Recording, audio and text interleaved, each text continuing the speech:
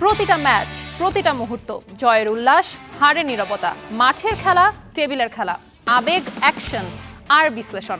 খেলা যেমন, খবরটাও ঠিক তেমন গরমাগরম। Welcome to Star Play. সাথে আছি আমি ডায়না জারিন। শুরুতেই শিরোনাম। সরাসরি 2028 টি-20 বিশ্বকাপে খেলবে টাইগাররা। চলতি বিশ্বকাপে না খেলা কোনো প্রভাব ফেলছে না।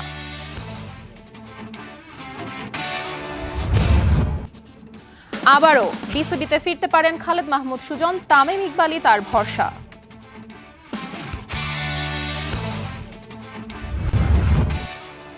ক্রিকেটে ভারতের সাথে সুসম্পর্ক চায় বাংলাদেশ। আমিনুল হকের বার্তা, বরফ গলাতে দরকার আলোচনা।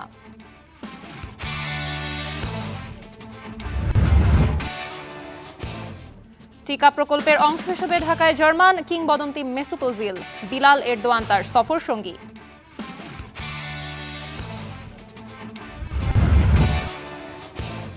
হঠাৎ করে আলোচনায় দি মারিয়ার বিশ্বকাপে খেলা। আর্জেন্টাইন কিংবদন্তি ফিরলোলের আশা, জাতীয় দলে ফিরবেন মহাতারকা।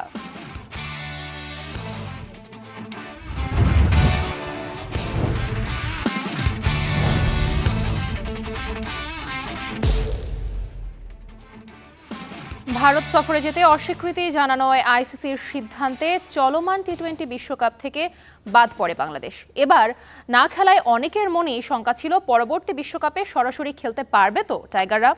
র্যাঙ্কিংয়ের ভিত্তিতে 2028 টি-20 বিশ্বকাপের টিকিট পেয়ে গেছে বাংলাদেশ দল। KM Sony report. এবারের টি-20 বিশ্বকাপে বাংলাদেশ মাঠেই নামেনি। নিরাপত্তা শঙ্কার কারণে ভারতে যেতে রাজি হয়নি দল। তাদের জায়গায় খেলেছে স্কটল্যান্ড। অনেকের মন খারাপ হয়েছিল, কেউ বলেছিল সুযোগ হারালাম, কেউ বলেছিল ঠিকই করেছে বোর্ড। র্যাঙ্কিংয়ের হিসাব নিকাশ মিলিয়ে দেখা গেছে বাংলাদেশ সরাসরি 2028 সালের টি-20 বিশ্বকাপে খেলবে। অস্ট্রেলিয়া ও নিউজিল্যান্ডে বসবে সেই আসর।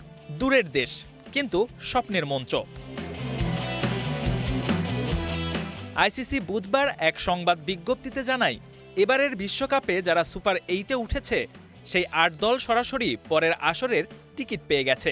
নিয়মটা এমন, 2026 সালের বিশ্বকাপে সুপার 8-এ খেলা 8 দল, সঙ্গে স্বাগতিক 2 দল এবং র্যাঙ্কিংয়ের ভিত্তিতে আরও 2 দল, সব মিলিয়ে 12টি দল সরাসরি জায়গা করে নেবে 2028 আসরে।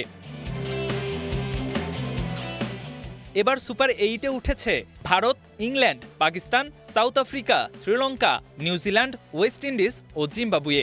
তারা সবাই নিশ্চিত হয়ে গেছে।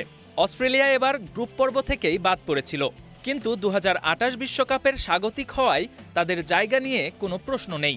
স্বাগতিক মানেই সরাসরি সুযোগ।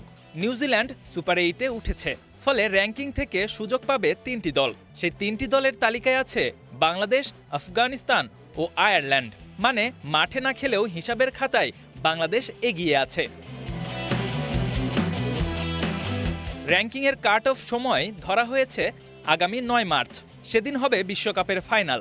আইসিসি জানিয়েছে, ওই সময়ের আগে এমন কোনো আন্তর্জাতিক ম্যাচ নেই যেটা এই 3 দলের অবস্থান বদলে দিতে পারে। অর্থাৎ বাংলাদেশের জায়গা নিশ্চিত। 2028 বিশ্বকাপ 20 দলের আসর, বাকি 8টি দল আসবে আঞ্চলিক বাছাই পর্ব পেরিয়ে। সেখানে লড়াই হবে, ঘাম ঝরবে, স্বপ্ন গড়বে, ভাঙবে।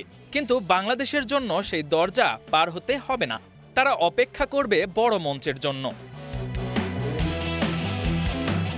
কখনো কখনো জীবনে এমন হয়, আপনি কোনো অনুষ্ঠানে যেতে পারেননি, মন খারাপ হয়েছিল, পরে দেখা গেল পরের অনুষ্ঠানের আমন্ত্রণপত্র আপনার নামেই আগে চলে এসেছে। বাংলাদেশের গল্পটা যেন তেমনই। ক্রিকেটে সবসময় আলোটা থাকে মাঠে, কিন্তু কখনো কখনো অন্ধকারেও আলো জ্বলে। এবারের বিশ্বকাপে না খেলা বাংলাদেশের জন্য হয়তো ছিল অন্ধকারের মতো, কিন্তু সেই অন্ধকারের ভেতরে জ্বলে উঠেছে একটা ছোট আলো। সরাসরি 2028 টি-20 বিশ্বকাপে খেলা। KM Sony, star news. বিসিবির সাবেক সভাপতি ফারুক আহমেদের নির্দেশে বোর্ড পরিচালকের পদ ছেড়েছিলেন খালেদ মাহমুদ সুজন। তবে নতুন সরকার শপথ নেয় তামিমের হাত ধরে আবারও পুরনো পদে ফিরতে পারেন দেশের সাবেক এই অধিনায়ক। স্টার নিউজকে দেয়া একান্ত সাক্ষাৎকারে নিজের পরিচালকের পদ হারানো এবং ভবিষ্যৎ পরিকল্পনার কথা জানিয়েছেন তিনি। বিস্তারিত রেদওয়ান শাওনের রিপোর্টে।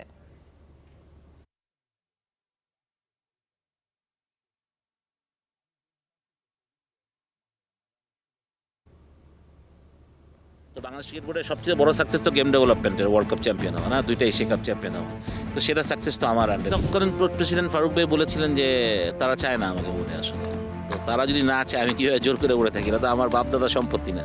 নতুন কেউ আসছে যদি তারা চিন্তা করে যে আমাকে প্রয়োজন, তাহলে আমি একবার সেকেন্ড থট দিব। আমার ক্রিকেট তো ক্রিকেটের সাথে বাইরে থাকতে পারি না আসলে।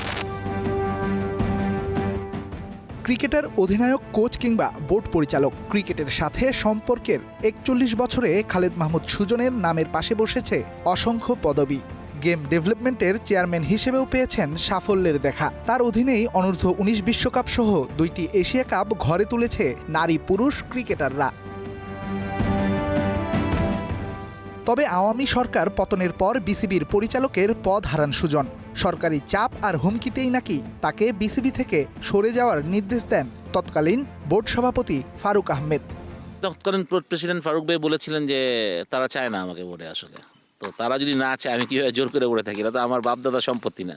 তারা যদি মনে করেন যে না এখানে রাখতে চাচ্ছেন না, তারা আমাকে অনেক ধরনের সরকারি প্রবলেম আছে, পলিটিক্যাল প্রবলেম থাকে, তা আমি তো পলিটিক্সের ছেলে না আসলে। তো আমি তো সবের মধ্যে যেতেই চাই না। আমার কথা আমি ক্রিকেটকে সার্ভ করছি, আমি চেষ্টা করছি, আমি কতটুকু পারছি না পারছি আমি জানি না। ফারুক ভাই যখন বললেন যে তারা চাচ্ছেন না আমাকে রাখতে, আমি পরে এক ফোটা সেকেন্ড চিন্তা করি নাই, পরের দিনে আমি রিজাইন করে চলে আসছি। কারণ যেখানে আমার প্রয়োজন নেই সেখানে আমি থাকতেই চাই না, আমি বোঝা হয়ে থাকতে চাই না কোনোখানে। ব্যাপারটা নিশ্চয়ই কষ্ট করছিল যখন এভাবে কোনো একটা স্টেটমেন্ট দেওয়া হয় যে আপনার প্রয়োজন নেই বা আপনি থাকতে পারবেন না। হ্যাঁ, তার মানে কি, আমি 12টা বছর সার্ভ করলাম, তো আমার তো কিছুটা হলেও সাকসেস আছে। তো বাংলাদেশ ক্রিকেট বোর্ডের সবচেয়ে বড় সাকসেস তো গেম ডেভেলপমেন্টের ওয়ার্ল্ড কাপ চ্যাম্পিয়ন হওয়া না, 2টা এশিয়া কাপ চ্যাম্পিয়ন হওয়া। তো সেটা সাকসেস তো আমার আন্ডারে, আমি তখন গেম ডেভেলপমেন্ট চেয়ারম্যান। সুতরাং আমি তো বলতেই পারি যে আমি সাকসেস। তারপরেও আমি এনজয়িং মাই পার্ট, আমার লাইফ আমি ক্রিকেট মাঠেই আছি, আমি এনজয় করতেছি। সুতরাং ক্রিকেট বোর্ডে থাকতেই হবে আমি এটা বিশ্বাস করি না আসলে। এদিকে নতুন সরকার শপথ নেয় ক্রিকেট নিয়ে নতুন করে স্বপ্ন দেখছেন খালেদ মাহমুদ। তামিমের নেতৃত্বগুণ কাজে লাগাতে পারে দেশের ক্রিকেট বোর্ড, মনে করেন সাবেক এই অধিনায়ক। একই সাথে তামিমের ডাকে আবারও পরিচালক হয়ে বোর্ডে ফেরার সম্ভাবনার কথাও জানিয়েছেন স্টার প্লেকে। আমি খুব আশাবাদী তামিমকে নিয়ে। কে কী বলে আমি জানি না, কারণ তামিমের সাথে আমার ছোটো ছোটো যতবার কথা হয়েছে, ও যেভাবে চিন্তা করে, আই বিলিভ যে এই যুগের প্লেয়ার, অনেক পরিচিতি আছে, ওয়ার্ল্ড ওয়াইড পরিচিতি আছে, ও ভালো করবে বলে আমি বিশ্বাস করি। তামিম ভাই যদি আপনাকে সেই ডাকটা দেয় যে আপনি আসেন আমাদের সাথে কাজ করেন, আপনার ডিসিশনটা কি হবে? আমার কথা হলো, যদি আমাকে সম্মানের সাথে কাজ করার স্কোপ করে দেয়, কাজ করার স্কোপ করে যেতে হবে। এমন না যে আমি একটা চেয়ার ধরে বসে থাকবো যে খালেদ মাহমুদ সুজন আমার বোর্ড ডিরেক্টর হয়েছেন, আমি ওই প্রতিষ্ঠান, আমার নাম দরকার না, আমার কাজ করার দরকার। সেটা যদি তামিম বা যেই বোর্ডে আসবে নতুন কেউ আসছে যদি তারা চিন্তা করে যে আমাকে প্রয়োজন, তাহলে আমি একবার সেকেন্ড থট দিব। আমার এমনি আমার না এখনও, আমি অনেকটা কষ্ট পাইছি আসলে সত্যি কথা বলতে গেলে। বাট তারপরও ক্রিকেট তো ক্রিকেটের সাথে বাইরে থাকতে পারি না আসলে, বাইরে থাকা যায় না। Redwan Shaon, star News, Dhaka.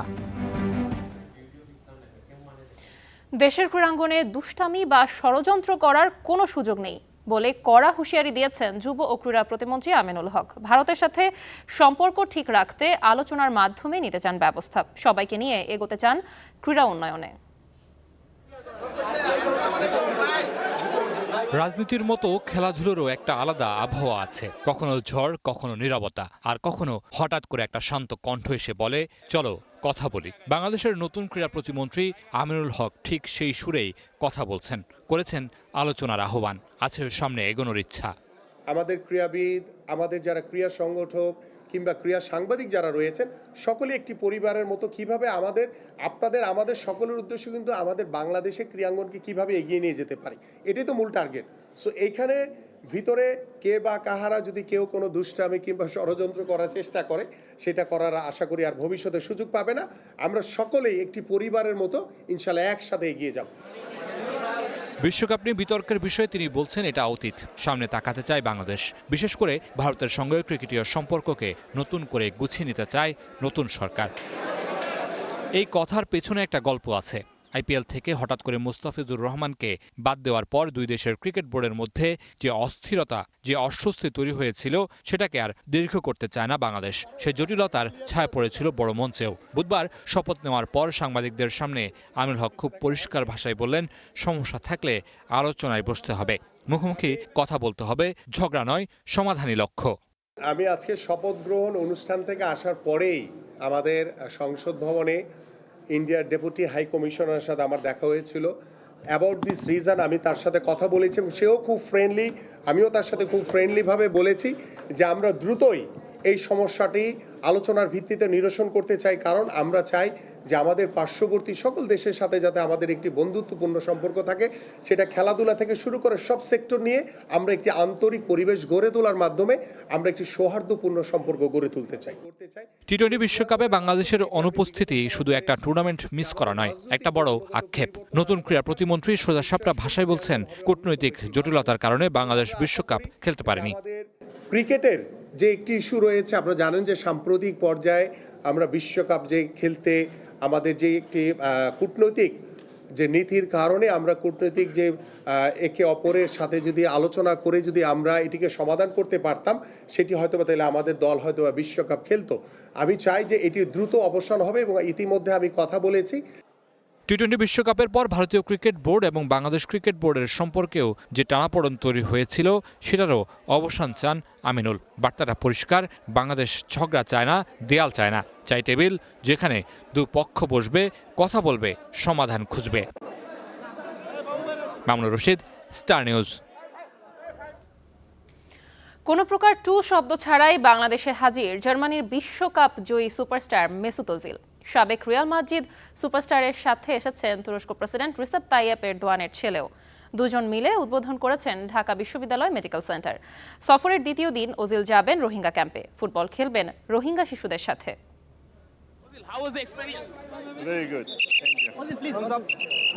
হঠাৎই ঢাকা বিশ্ববিদ্যালয়ে জার্মানির বিশ্বকাপ জয়ী ফুটবলার রিয়াল মাদ্রিদ ও আর্সেনাল কিংবদন্তি Mesut Ozil. Do you know about your fan base in Bangladesh? Your fan base in Bangladesh? It's the first time. সামাজিক মাধ্যম থেকে মূলধারার গণমাধ্যম, কোথাও কোনো প্রকার সাড়া শব্দ ছাড়াই ওজিলের মতো একজন লেজেন্ডারি ফুটবলারের বাংলাদেশে আসা সারপ্রাইজের চেয়েও বেশি। শুধু ওজিল একাই নয়, তুরস্কের প্রেসিডেন্ট রিসেপ তাইয়েপ এরদোয়ানের ছেলে বিলাল এরদোয়ানও আসেন ঢাকা বিশ্ববিদ্যালয় ক্যাম্পাসে। মূলত টার্কির সংস্কৃতি ও পর্যটন মন্ত্রণালয়ের সংস্থা টিকার সহায়তায় তৈরি হয়েছে ঢাকা বিশ্ববিদ্যালয় মেডিকেল সেন্টার। তাদের মাধ্যমে ওজিল ও বিলাল এরদোয়ানকে আনা হয়েছে বাংলাদেশে। দুপুরে আসেন ঢাকা বিশ্ববিদ্যালয় মেডিকেল সেন্টারে। উদ্বোধন শেষে মঞ্চে বক্তব্য রাখেন ঢাবি ভিসি, ভিপি, ছাত্রদল সভাপতি সহ তুরস্ক থেকে আসা প্রতিনিধিরাও। কিভাবে এত গোপনে বাংলাদেশে আনা হলো ওজিলের মতো এত বড় সুপারস্টারকে, তার সাথে কি কি বিষয়ে আলোচনা হলো ডাকসু ভিপির, সবই জানিয়েছেন সাদিক কায়েম। ঢাকা ইউনিভার্সিটি বাংলাদেশের ইয়ত, তাদের ভাবনা চিন্তা আগামীর বাংলাদেশ সবকিছু নিয়ে, তো তারা খুবই উজ্জীবিত বাংলাদেশকে নিয়ে। বিশেষ করে লাস্ট জুলাই আপরাইজিং পরবর্তী বাংলাদেশের ইয়তরা যেভাবে ন্যাশন বিল্ডিংয়ের জন্য কাজ করছে, তাদের যে ভাবনা, সেটা নিয়ে তারা খুবই ইন্সপায়ার এবং বাংলাদেশের সাথে তার্কির সাথে কীভাবে ফ্রেন্ডশিপটা আরও দৃঢ় করা যায় সেটা নিয়ে আমরা আলাপ করেছি এবং আমরা আশা করছি এই ধরনের আসা যাওয়া অব্যাহত থাকবে। ওজিলের ঢাকা বিশ্ববিদ্যালয়ে আসা ডাকসু প্রতিনিধিদের জন্য ছিল সারপ্রাইজিং। তুর্কি বেস যে অর্গানাইজেশন টিকা, তারাই তাকে নিয়ে আসছে এবং সারপ্রাইজিংলি নিয়ে আসছে, কাউকে জানায়নি। এবং আরেকটা বিষয়, সিকিউরিটি কনসার্ন তো থাকেই, এই জন্য এত বেশি জানায় না। এবং ওখানে যখন আমি গেছি তখন আমি এনশিওর হইলাম যে ঢাকা ইউনিভার্সিটিতেও আসবে। দুদিনের সফরের দ্বিতীয় দিনে ওজিল যাবেন কক্সবাজার, রোহিঙ্গা শিশুদের সাথে খেলবেন ফুটবল, এরপর ফিরে যাবেন তুরস্কে। Sheikh Ashiq, Star News, Dhaka. Knockout play অফের প্রথম লেগে বেনফিকাকে হারিয়ে প্রতিশোধ নিল রিয়াল মাদ্রিদ। বুধবার রাতে লিসবনের দ্য লুজ স্টেডিয়ামে ভিনিসিয়াস জুনিয়রের একমাত্র গোলে জয় পেয়েছে লস ব্লাঙ্কোসরা। বিস্তারিত জানাচ্ছেন ইয়াসির আরাফাত সবুজ। এমবাপ্পের পাস ধরে বাম প্রান্ত দিয়ে বক্সে ঢুকলেন ভিনিসিয়াস জুনিয়র। সামনে ছড়িয়ে ছিটিয়ে থাকা বেনফিকার ডিফেন্ডারদের বিবশ করে করলেন দুর্দান্ত গোল। তবে গোল করেই বেনফিকার দর্শকদের উদ্দেশ্য করে সেলিব্রেশন করে ব্রাজিলিয়ান তারকাকে হলুদ কার্ড দেখান রেফারি, আর তাতে মাঠে ছড়িয়ে পড়ে উত্তেজনা। বেনফিকার ইয়ানলুকা পেস্তিয়ানি মুখ জার্সি দিয়ে ঢেকে ভিনিকে কিছু একটা বলেন, তাতে বেঁধে যায় আরও বড় গন্ডগোল। রেফারির কাছে বর্ণবাদের নালিশ করে মাঠ থেকে উঠে যান ভিনিসহ রিয়াল মাদ্রিদের সব ফুটবলার। বেনফিকার কোচ জোসে মরিনিয়োকেও দেখা যায় ভিনিকে শান্ত করতে। প্রায় 10 মিনিট পর আবার শুরু হয় খেলা। ম্যাচের বাকি সময় আর কোনো গোল না হলেও মাঠ ছাড়তে হয় জোসে মরিনিওকে। ডি বক্সের বাইরে রিওসকে ফাউল করলে ফ্রি কিক পায় বেনফিকা। তবে কার্ড না দেওয়ায় ম্যাচ অফিসিয়ালদের সাথে রাগ দেখান পর্তুগিজ কোচ। রেফারি প্রথমে হলুদ কার্ড দেখালেও থেমে থাকেনি মরিনিওর মুখ, আবারও হলুদ কার্ড দেখিয়ে তাকে মাঠ থেকে বের করে দেন। দ্বিতীয় লেগে সান্তিয়াগো বার্নাবেউতে বেনফিকার ডাগআউটে দেখা যাবে না রিয়ালের সাবেক এই কোচকে। নানা নাটকীয়তায় চলতে থাকা ম্যাচে ভিনির ওই একমাত্র গোলটি ছাড়া আর কোনো গোলের দেখা মেলেনি। 3 সপ্তাহ আগে যেই বেনফিকার কাছে হেরে নকআউট প্লে অফ খেলতে হচ্ছে রিয়ালকে, একই মাঠে আবারও পর্তুগিজ ক্লাবটিকে হারিয়ে প্রতিশোধ নিল লস ব্লাঙ্কোস। দ্বিতীয় লেগে হার এড়ালেই রিয়াল সুযোগ পাবে চ্যাম্পিয়ন্স লিগের রাউন্ড অফ 16-এ খেলার। এছাড়াও চ্যাম্পিয়ন্স লিগে রাতের ম্যাচে মোনাকোকে 3-2 গোলে হারিয়েছে পিএসজি। আতালান্তার বিপক্ষে 2-0 গোলের জয় পেয়েছে বরুশিয়া ডর্টমুন্ড। গালাতাসারাইয়ের কাছে 5-2 গোলে হেরেছে ইউভেন্তুস। ইয়াসির আরাফাত সবুজ, স্টার নিউজ। দর্শক, খেলাও থামবে না খবরও, কিন্তু আজকে সময় বলছে থামতে হবে আমাদের। আমরা ফিরবো আগামীকাল ঠিক রাত 10টায়। Till then stay with Star play.